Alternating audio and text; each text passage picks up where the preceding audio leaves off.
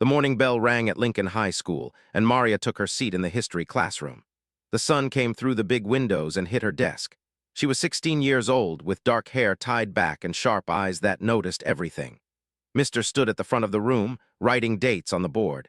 He was talking about World War II and how humans made both good and bad choices. The other students sat in rows. Some took notes.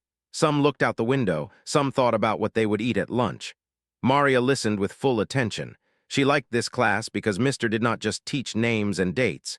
He asked questions about why things happened. He asked questions about what people could have done different. "Why do you think humans fight wars?" Mr. asked the class. Maria raised her hand. "Sometimes it is because people think they are right and others are wrong, but people on both sides think that, so nobody is actually right." Mr. nodded. "Good thinking, Maria. Sometimes the truth is not easy." The classroom was warm. The clock showed 10:30. Mr. was explaining how empires fall when they become too big to control.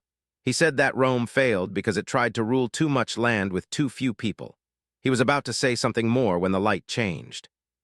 The sky outside the windows went dark, not like storm dark. This was different. This was the shadow of something big and wide, very wide. Some students looked up. One girl made a small sound. The darkness grew darker. It covered the sun completely. The classroom became like evening, even though it was morning. "What is that?" a boy named asked. Mr. walked to the window. His face changed. He did not speak for 3 seconds. Then he spoke with a voice that was not normal. "Everyone stay calm. Move to the center of the room. Move now." Students stood and moved. Maria also moved, but she looked out the window as she did. Above the school parking lot, a shape hung in the air. It was a ship, not a plane. A ship. It was long and dark and had lights on its bottom that were blue and white. The ship was bigger than the school building. The ship was maybe as big as 3 football fields. The alarm started. Not a fire alarm. A different alarm. An alarm that meant something very wrong was happening. In the city below Lincoln High School, phones started to ring. Military phones, government phones, people in uniforms got into cars. Radio messages went back and forth. The ship in the sky was not a secret anymore. News cameras started pointing up. Live television began showing what was happening. At the school, teachers moved students to safe places inside the building. Not the basement. That was too small. Teachers put students in the gym and told them to sit on the floor. Parents started to call and could not get through because the phone lines were full. Maria sat on the gym floor next to her friend Lisa. Lisa was scared and held her arm. Maria did not feel scared the same way. She felt something different. She felt interested. She wanted to understand what was happening and why. "The government will do something," Lisa said. "They have weapons, they can shoot it down." "Maybe," Maria said, "but it came with no warning. If it wanted to attack, it would have already done it." At the military base 20 miles away, helicopters got ready. Soldiers put on special gear. Officers looked at screens and gave orders. Nobody knew what to do. Nobody had orders for this. It was new. It was completely new. The ship did not move or attack. It just stayed in the sky, hanging above the school. Hours passed. The sun moved. The ship did not move. Maria sat in the gym and thought about what kind of being would ride in such a ship. What kind of mind could build something like that? What kind of intelligence would come to Earth and stop above a high school? By afternoon, something changed. The ship made a low sound, like a deep tone that everyone could feel in their bones. A light came down from the bottom of the ship. It was not a weapon light. It was something else. It was like a shield or a protection field. The light moved down and touched the ground near the school entrance. A door in the ship opened. Maria heard this from the other students talking. The door opened and something came out. A figure. Tall, much taller than a human. It had a shape that was not human. It had arms that were not the same as human arms. It had blue skin or blue armor or blue something. It was hard to see from inside the school. Teachers told students not to look, but many looked. The figure walked toward the school. Military people outside pointed guns at it. The figure raised one of its arms and made a sign. A white light came from the sign, like a white flag but made of light. It was a signal for peace or parley or something like that. Military officers made calls. Decisions were made in rooms where no students could hear. The figure reached the school entrance. Military people did not stop it. The figure walked inside. The school went quiet.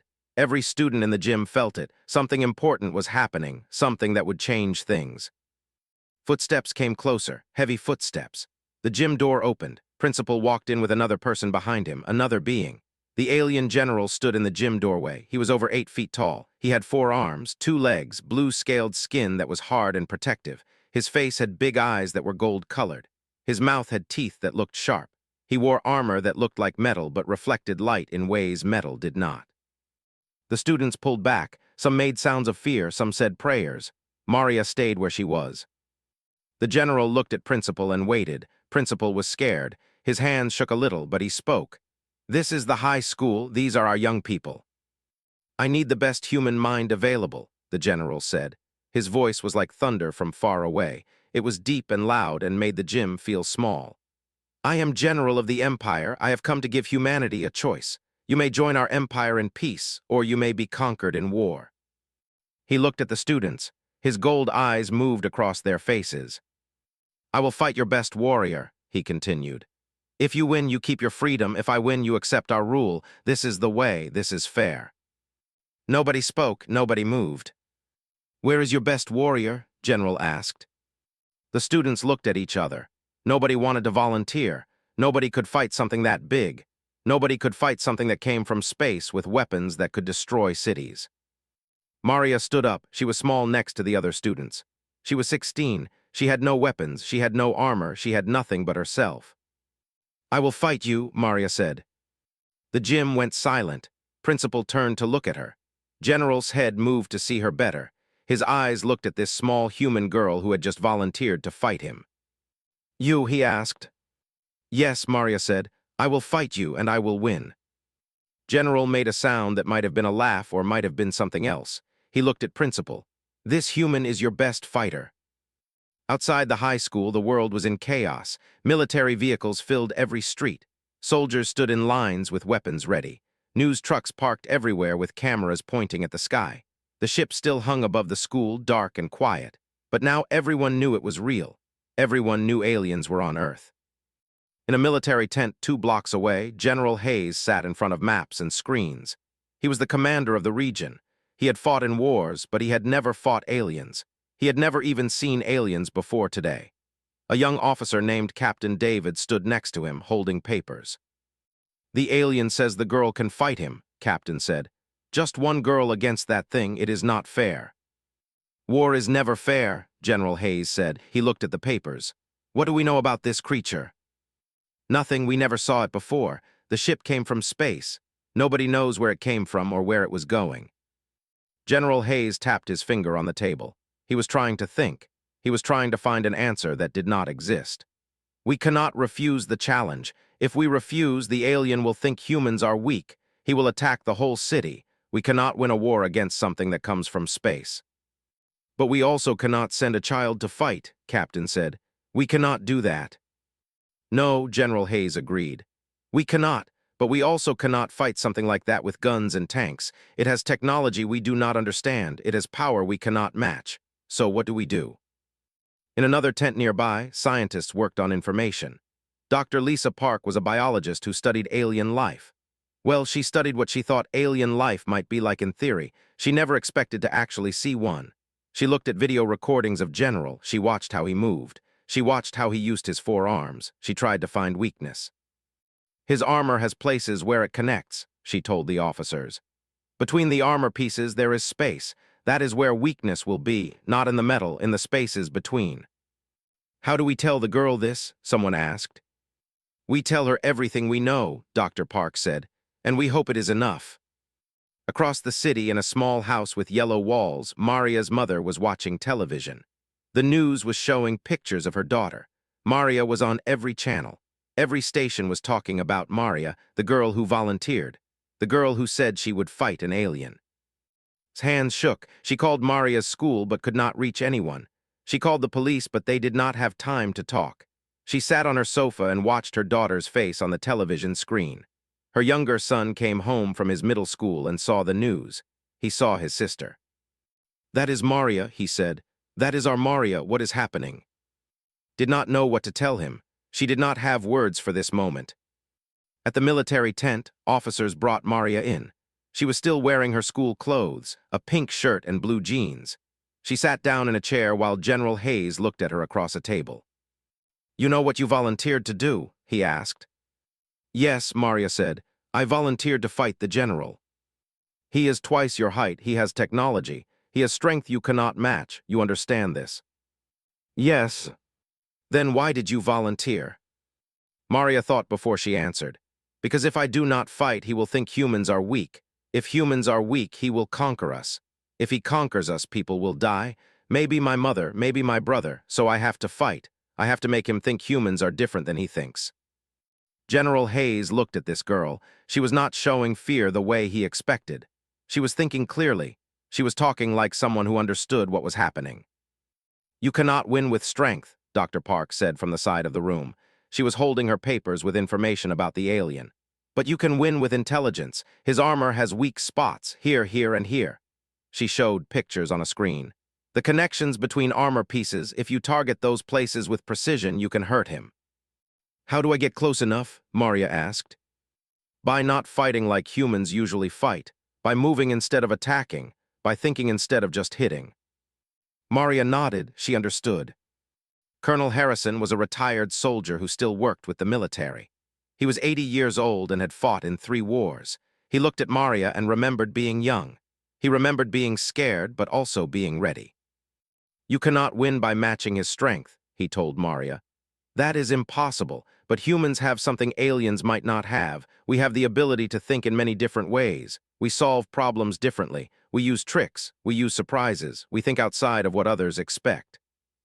He showed her videos of General fighting other aliens. In each video, the General won. He used strength. He used his 4 arms. He made big attacks. He expected his enemy to fight back with force. "See," Colonel Harrison said.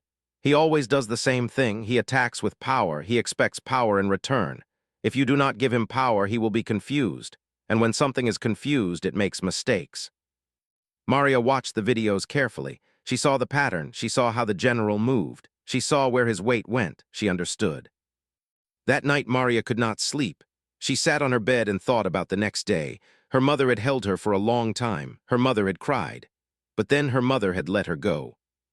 "You are braver than I am," had said. "I do not know where you got this courage, but I see it. I see that you are ready." In the morning, Maria did not eat much. Her stomach felt tight, but she did not feel fear like other people might. She felt focus. She felt purpose. She felt like this was what she was supposed to do. General waited in the ship above the city.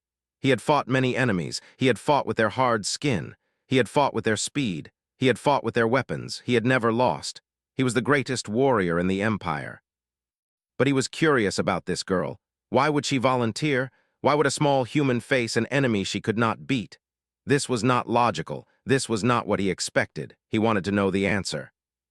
As Maria prepared, as she put on simple clothes and walked toward the place where the fight would happen, the sun was high and bright when they set up the plaza.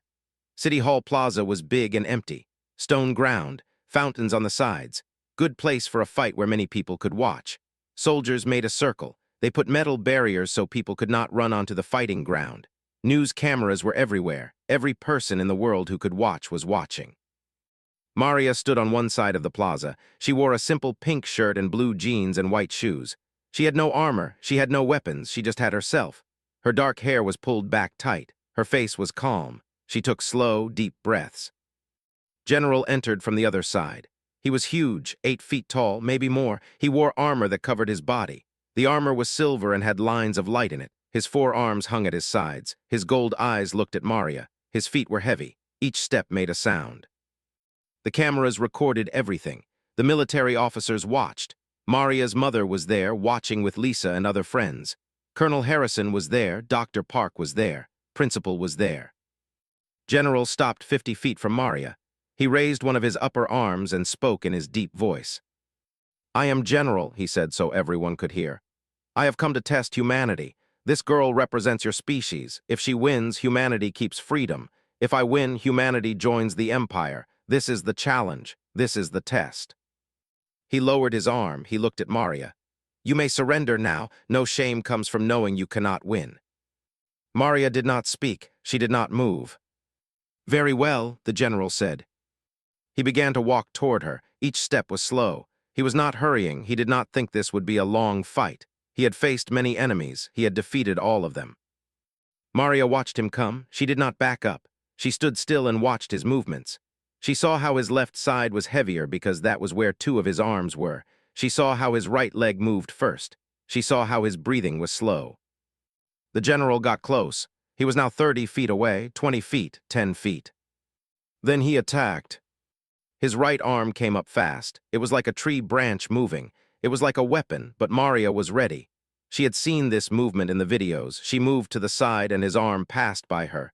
She did not try to stop it. She just moved away from it. The general was surprised a little. His attack missed. He tried again with his left upper arm. Again Maria moved. Again his attack found empty air. "You move well," he said, "but you only move, you do not fight." "I am fighting," Maria said. The general made a sound like a laugh. He attacked again, this time with more speed, this time with both upper arms at once. They came at Maria from two sides. Maria did not go backward. She went forward. She moved under one arm and to the side of the other. She was small enough to fit in the spaces his big arms left. She moved like water moving around a rock. The general turned and tried again. His attacks became faster, harder. He was trying to hit her, he was trying to crush her, but Maria moved. She moved left. She moved right. She moved forward. She moved backward. She used the plaza ground. She used the fountains. She used the space to stay away from his power. Seconds passed, 30 seconds, 45 seconds, 1 minute. The general was getting frustrated. His attacks were stronger now, harder, but they never hit. Maria was always not quite where his arms were going. She was always just past where he struck. Then Maria saw something. When the general made his biggest attack, when all four of his arms moved at once, he opened his body. There was a place on his left side where armor did not cover everything. It was where his armor pieces connected. Dr. Park had shown her this place. Maria waited for the big attack. She waited for him to use all four arms. She waited for him to fully commit to hitting her. And then he did. All four arms came at her from different angles. It was a crushing attack that was meant to hit from all sides at once. But Maria was ready. She moved between two of his arms. She rolled under his lower arm.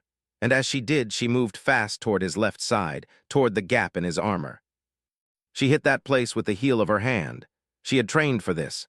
She had practiced hitting a specific spot. She hit it with precision and power, even though her power was small compared to him. The general made a sound. He stopped. His left leg did something weird. It did not move right. It did not work right. "What did you do?" he asked. He looked down at his side. There was no blood. His armor was not broken, but something inside was damaged. Something inside was hurt. General looked at Maria differently now. He looked at her with respect that had not been there before. "You studied my movement," he said. "Yes," Maria said. "You found my weakness." "Yes." "You fought with intelligence, not strength." "Yes." The general stood very still. He was breathing hard. His left side still was not working right. He could still fight. He could still attack. But he now understood something.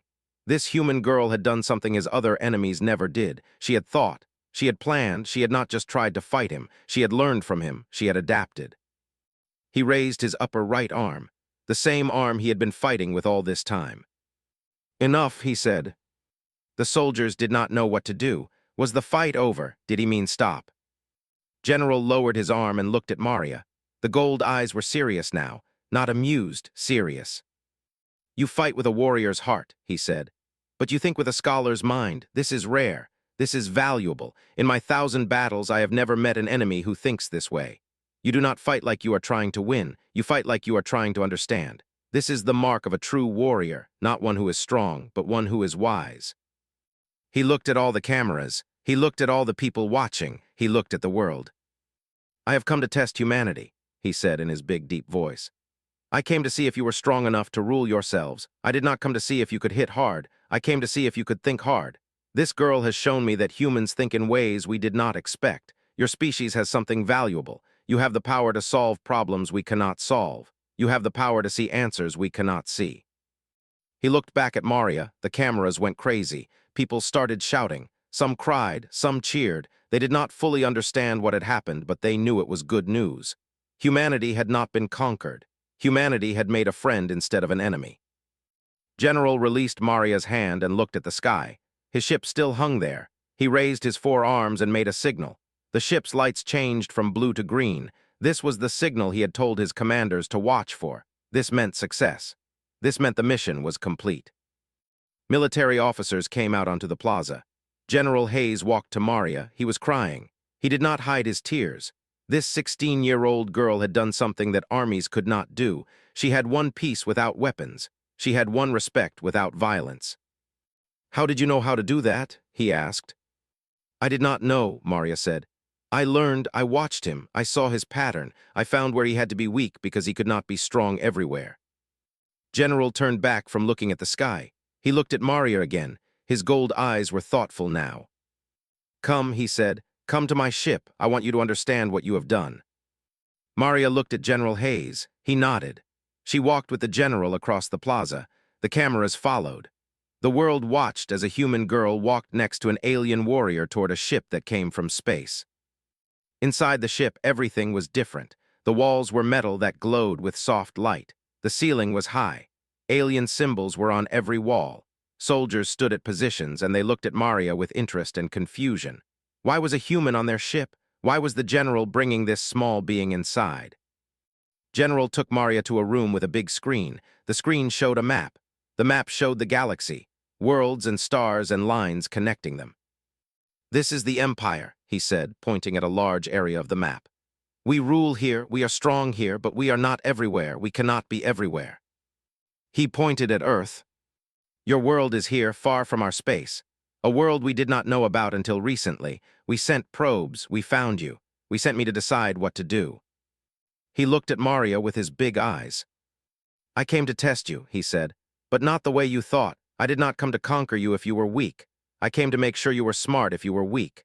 There are many species that are strong. Strong does not make you valuable. Smart makes you valuable. Different makes you valuable. Understanding makes you valuable." "Why does it matter?" Maria asked. "Because the galaxy is big," the general said. "Bigger than your mind can imagine. There are dangers. There are problems. There are enemies that we cannot fight with strength alone. We need species that can think. We need species that can solve problems we cannot solve. We need species like yours." He showed her images on the screen, images of wars, of problems, of challenges that the Empire faced. "This is what the Empire does. We fight, we protect, we rule, but we are running out of answers. We are running out of ways to solve new problems. We conquer species to get their soldiers, but what we really need is their minds. Your fight in the plaza showed me that humans have something special. You think when others only fight. You plan when others only attack. You see solutions that we do not see." He walked to a window. The Earth was visible below the ship, blue and green and beautiful. "I will make a deal with your leaders," he said. "Humans will join the alliance. You will not be conquered. You will be partners. We will share technology. We will trade knowledge. And humans will help us with problems that require thinking, not just fighting." "What if humans say no?" Maria asked. "They will not say no," the general said, "because I will tell them that I met a human who was brave enough to face me, who was smart enough to win without being strong, who had the courage to fight when surrender was easier. If a 16-year-old girl can do this, then humanity is worth knowing." General brought Maria back to the plaza. News was spreading across the world. The news was that humanity would be part of something bigger, something that included worlds and species and knowledge that humans had never dreamed of. At Maria's school, students gathered around televisions. Teachers cried. Parents held their children. This moment was the moment that everything changed. This moment was when Earth became part of a bigger universe. Maria's mother ran to her when she came down from the ship, held her daughter and did not let go. She held her like she would never let go again. "You are okay," said. "You are okay."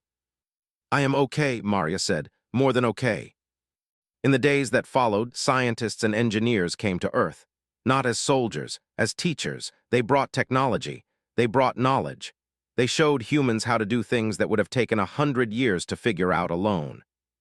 But more than that, they asked humans to help them think. They asked humans to solve problems. They asked humans to share their different way of thinking with the wider galaxy.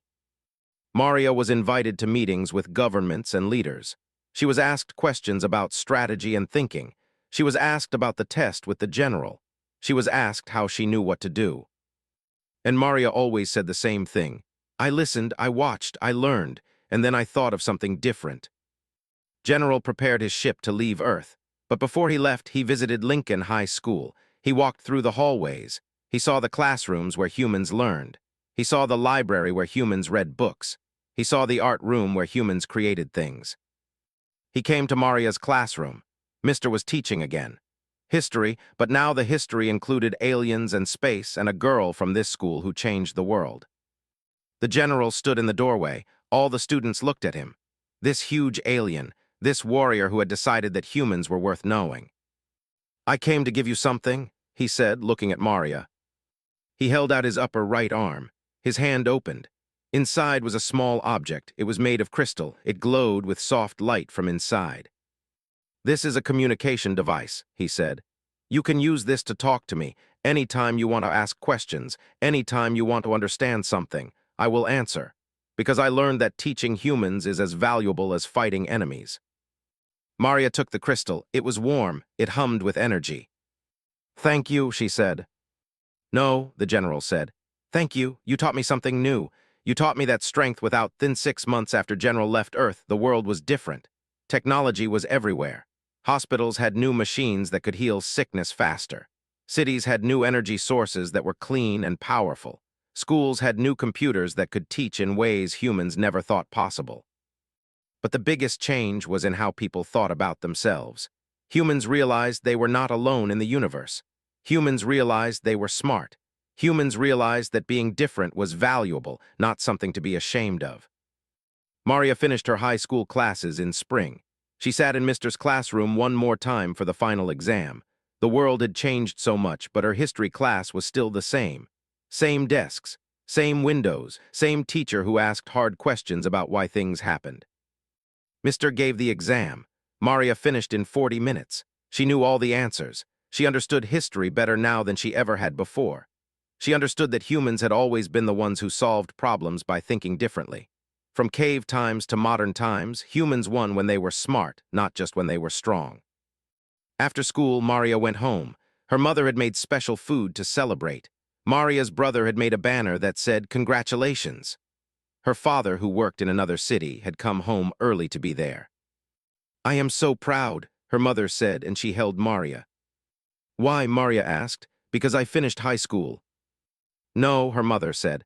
Because you had courage, because you thought when others were scared, because you believed in yourself. That summer, Maria received offers from every major university in the world. Wanted her. MIT wanted her. Cambridge wanted her. Every school wanted the girl who fought the alien general. But Maria decided something different. She wanted to travel. She wanted to learn not just from books, but from people. She wanted to understand how humans all over the world solved problems. She wanted to study thinking itself. So she took a year off before college. She traveled to Africa and studied how communities solved problems together. She went to Asia and learned how different cultures thought about challenges. She went to South America and saw how indigenous peoples had knowledge that modern science was only beginning to understand. She used the crystal that General gave her. She talked to him across the distances of space. She asked him questions about how different species solved problems. He told her stories about who were very practical, about who were very creative, about who were very organized. Every species thinks differently, he told her through the crystal. The strongest alliance is when all different kinds of thinking work together. Your species will be valuable because you think in ways that are different from ours. In the meantime, the alliance grew on Earth, not as rulers but as partners. Scientists from both species worked together.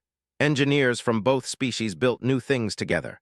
Artists from both species created art that was better because it combined both ways of seeing beauty. Some humans were afraid at first. They did not trust the aliens. They thought the aliens would take over. But as months passed, fear became understanding. Understanding became friendship. Maria's second year of high school would have been her senior year, but she had chosen to take a year off to travel and learn. When she returned to Lincoln High School, she was different. She was more confident. She had seen the world. She had learned from different people. She understood that humans were creative, strong, brave, and smart. She enrolled in Lincoln High School for the final year. She sat in Mister's classroom again. The class was different now. They had a science teacher named who taught about space and planets. They had lessons about alien cultures. They had lessons about working with different species.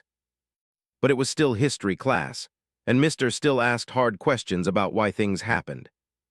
"Maria," he said one day, "what do you think was the most important moment in recent history?" Everyone looked at her. Everyone knew Maria was the girl who met the alien. Everyone knew she was famous. "The most important moment," Maria said slowly, "was when General decided that humans were worth knowing. But the second most important moment was when I decided to fight him. Because if I had been too scared, if I had not volunteered, then the General would have tested someone else. And maybe that person would not have shown him that humans can think." "So you think you changed history?" Mr. asked. "No," Maria said.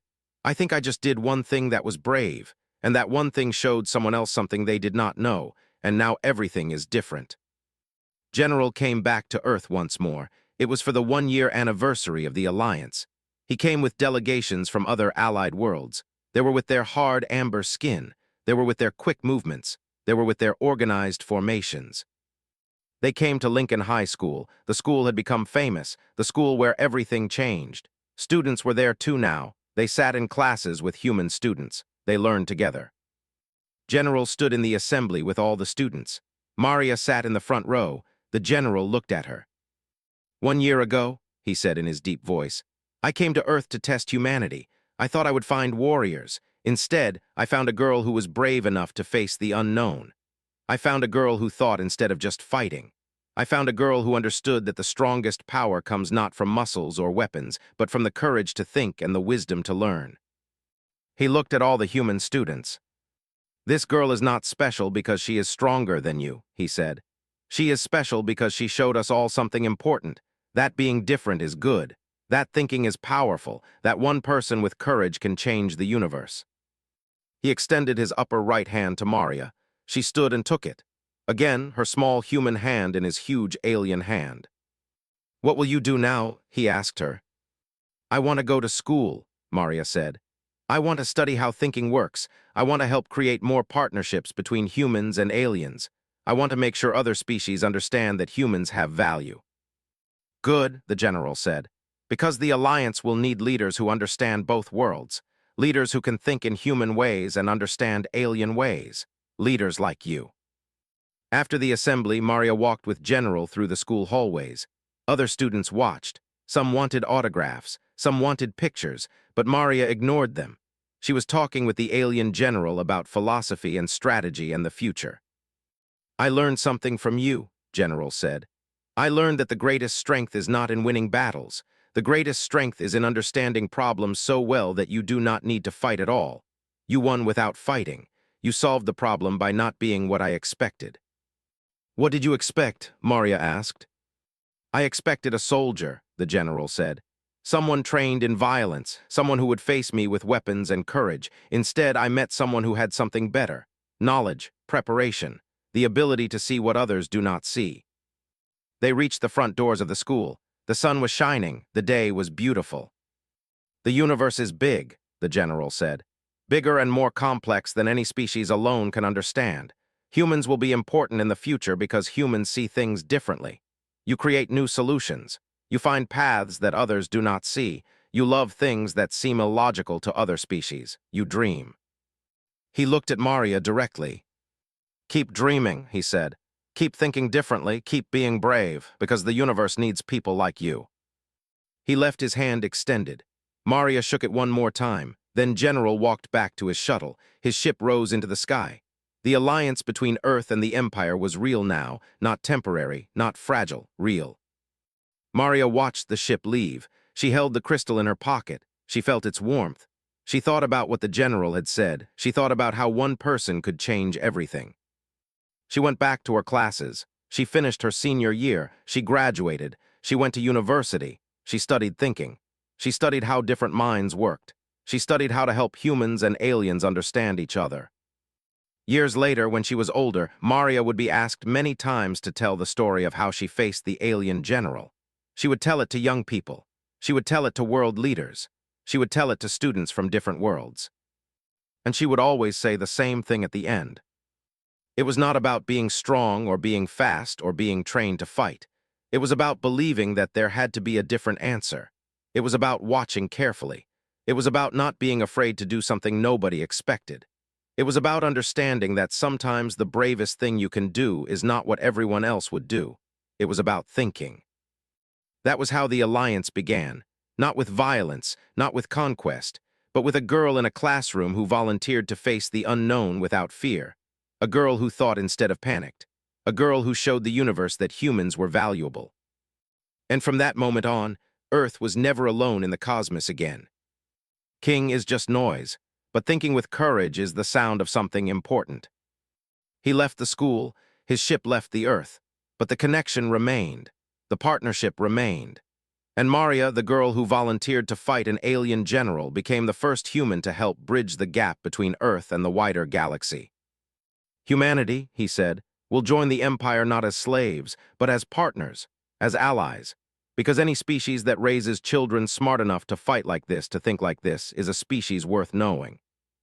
Maria took a breath. The crowd did not know what had just happened, but they knew something important had happened, something that changed everything. General reached down with his upper right arm. He extended it to Maria, not to fight, but to shake hands, the gesture of peace between two beings. Maria reached up and took his hand. His hand was huge, her hand was small, but they shook like two warriors who had fought and both had won. Aught about what Colonel Harrison had said. Think differently, do the unexpected, use intelligence. She was ready, or at least she was as ready as a 16-year-old girl could be before fighting an alien general. The city waited, the world waited, the military waited, and Maria walked toward her destiny without showing doubt or fear. Principal could not speak, he just shook his head. But Maria stepped forward. I am, she said, I am your choice.